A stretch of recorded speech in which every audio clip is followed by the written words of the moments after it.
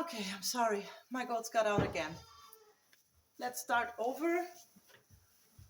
You're not getting out, right? At chapter 6, there was someone crying. There was. The next day, the rain poured down in torrents again. And when Mary looked out of the window, the moor was almost hidden by gray mist and cloud. There could be no going out today. What do you do in your cottage when it rains like this? She asked Martha. Try to keep from under each other's feet mostly, Martha answered. Oh, there does seem a lot of us then. Mother's a good-tempered woman, but she gets fairly moitered. The biggest ones goes out in the cowshed and play there. Dickon, he doesn't mind the weather. He goes out just the same as if the sun was shining. He says he sees things on rainy days as doesn't show when it's fairly weather. He once found a little fox cub half drowned in its hole, and he brought it home in the bosom of his shirt to keep it warm. Its mother had been killed nearby the hole and was swum out, and the rest of the litter was dead. He's got it at home now. He found a half-drowned young crow another time, and he's brought it home too, and tamed it.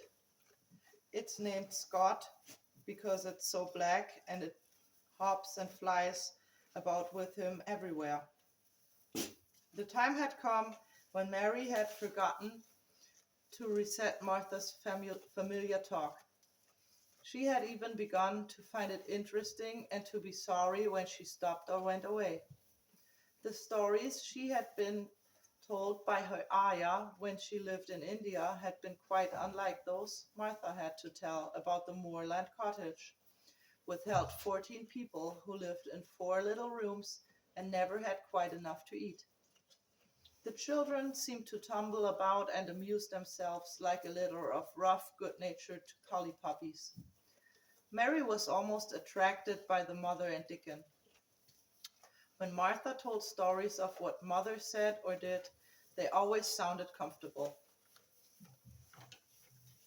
If I had a raven or a fox cub, I could play with it, said Mary. But I have nothing. Martha looked perplexed. Can you knit? She asked. No, answered Mary. Can you sew? No. Can you read? Yes. Then why don't you read something or learn a bit of spelling? You're old enough to be learning the book a good bit now. I haven't got any books, said Mary. Those I had were left in India. That's a pity, said Martha. If Miss Matlock let you go into the library, there's thousands of books there. Mary did not ask where the library was, because she was suddenly inspired by a new idea. She made up her mind to go and find it herself. She was not troubled about Miss Matlock. Miss Matlock seemed always to be in her comfortable housekeeper's sitting room downstairs. In this queer place, one scarcely ever saw anyone at all. In fact, there was no one to see but the servants, and when their master was away, they lived a luxurious life below stairs, where there was a huge kitchen hung about with shining brass and pewter, and a large servants' hall where there were 4 or 5 abundant meals eaten every day, and where a great deal of livery romping went on when Miss Matlock was out of the way. Mary's meals were served regularly, and Martha waited on her, but no one troubled themselves about her in the least. Miss Matlock came and looked at her every day or two, but no one inquired what she did or told her what to do. She supposed that perhaps this was the English way of treating children. In India, she had always been attended by her ayah, who had followed her about and waited on her hand and foot. She had often been tired of her company. Now she was followed by nobody, and was learning to dress herself because Martha looked as thought she thought she was silly and stupid when she wanted to have things handed to her and put on. Hasn't you got good sense? She said once when Mary had stood waiting for her to put on her gloves for her. Our Susan Ann is twice as sharp as you, and she's only 4 years old. Sometimes you look fair soft in your head. Mary had worn her contrary scowl for an hour after that, but it made her think several entirely new things. She stood at the window for about 10 minutes this morning after Martha had swept up the heat for the last time and gone downstairs. She was thinking over the new idea which had come to her when she heard of the library. She didn't care very much about the library itself, because she had read very few books. But to hear of it brought back her mind the 100 rooms with closed doors. She wondered if they were all really locked and what she would find if she could get into any of them. Were there 100 really? Why shouldn't she go and see how many doors she could count? It would be something to do on this morning when she could not go outside. She had never been taught to ask permission to do things, and she knew nothing at all about authority, so she would not have thought it was necessary to ask Miss Matlock if she might walk about the house, even if she had seen her. She opened the door of the room and went into the corridor, and then she began her wanderings. It was a long corridor, and it branched into other corridors, and it led her up short flights and steps with mounted to others again. There were doors, and there were pictures on the walls. Sometimes there were pictures of dark, curious landscapes, but often there were portraits of men and women in queer, grand costumes made of satin and velvet. She found herself in one long gallery whose walls were covered with these portraits, and she had never thought there could be so many in any house. She walked slowly down this place and stared at the faces, which also seemed to stare at her. She felt as if they were wondering what a little girl from India was doing in their house. Some were pictures of children, little girls in thick satin frocks with reach to their feet and stood out about them, and boys with puffed sleeve and lace collars and long hair, or with big ruffs around their neck. She always stopped to look at the children and wonder what their names were, and where they had gone, and why they wore such odd clothes. There was a stiff, plain little girl, rather like yourself. She wore a green brocade dress and held a green parrot on her finger. Her eyes had a sharp, curious look. "Where do you live now?" said Mary aloud to her. "I wish you were here." Surely no other little girl ever spent such a queer morning. It seemed as if there was no one in all the huge rambling house but her own small self, wandering about upstairs and down, through narrow passages and wide ones. There it seemed to her that no one but herself had ever walked. Since so many rooms had been built, people must have lived in them, but it all seemed so empty that she could not quite believe it's true. It was not until she climbed to the second floor that she thought of turning the handle of a door. All the doors were shut, as Miss Medlock had said they were, but at last she put her hand on the handle of one of them and turned it. She was almost frightened for a moment when she felt that it turned without difficulty, and that when she pushed upon the door itself, it slowly and heavily opened. It was a massive door and opened into a big bedroom. There were embroidered hangings on the wall and inlaid furniture such as she had seen in India, stood about the room. A broad window with leaded panels looked out upon the moor, and over the mantel was another portrait of the stiff, plain little girl who seemed to stare at her more curiously than ever. "Perhaps she slept here once," said Mary. "She stares at me so that she makes me feel queer."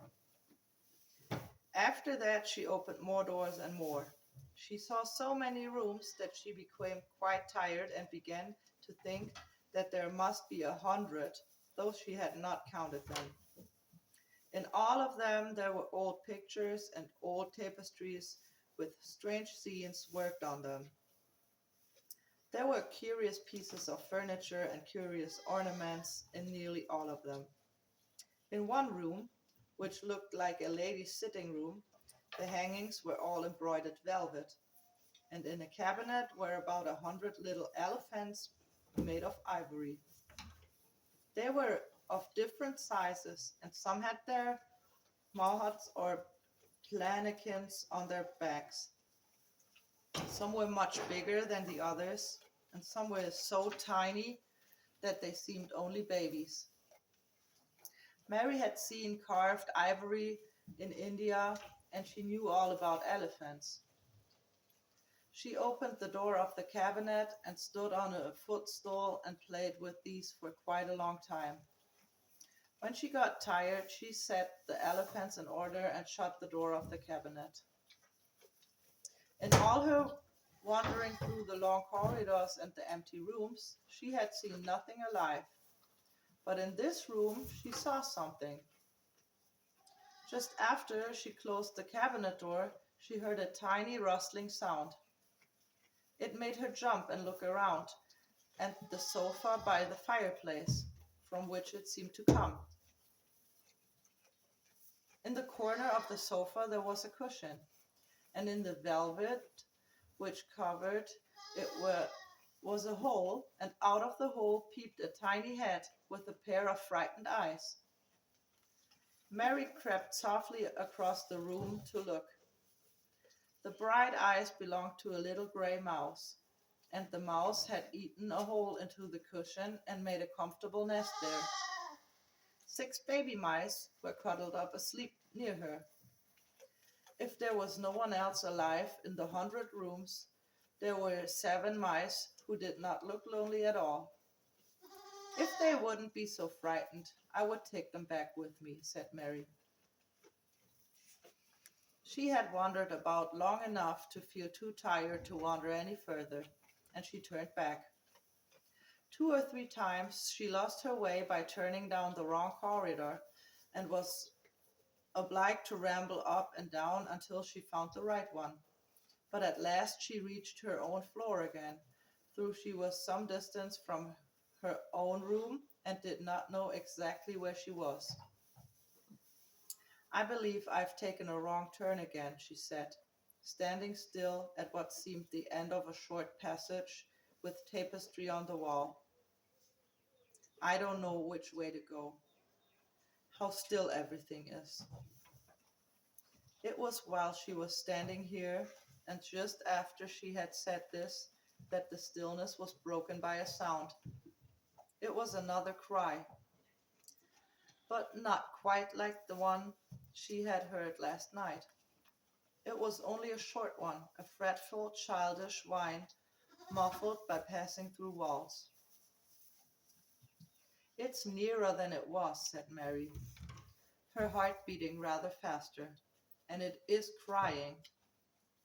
She put her hand accidentally upon the tapestry near her, and then sprang back, feeling quite startled.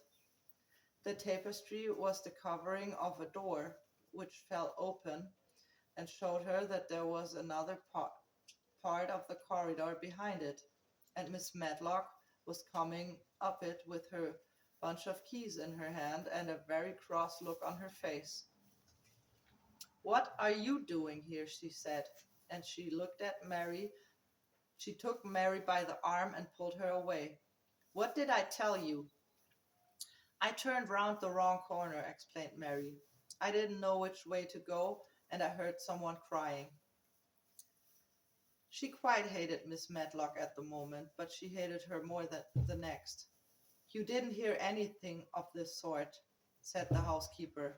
You come along back to your own nursery, or I'll box your ears. And she took her by the arm and half pushed, half pulled her up one passage and down another until she pushed her in at the door of her own room. Now, she said, you stay where you're told to stay to, or you find yourself locked up. The master had better get you a governess, some as he said he would. You're one that needs some to look sharp after you. I've got enough to do. She went out of the room and slammed the door after her, and Mary went and sat on the hearthrug, pale with rage. She did not cry, but ground her teeth. There was someone crying. There was. There was, she said to herself. She had heard it twice now, and sometime she would find out. She had found out a great deal this morning. She felt as if she had been on a long journey, and at any rate she had had something to amuse her all the time. And she had played with the ivory elephants and had seen the gray mouse and its babies in their nest in the velvet cushion. Okay. Bye-bye.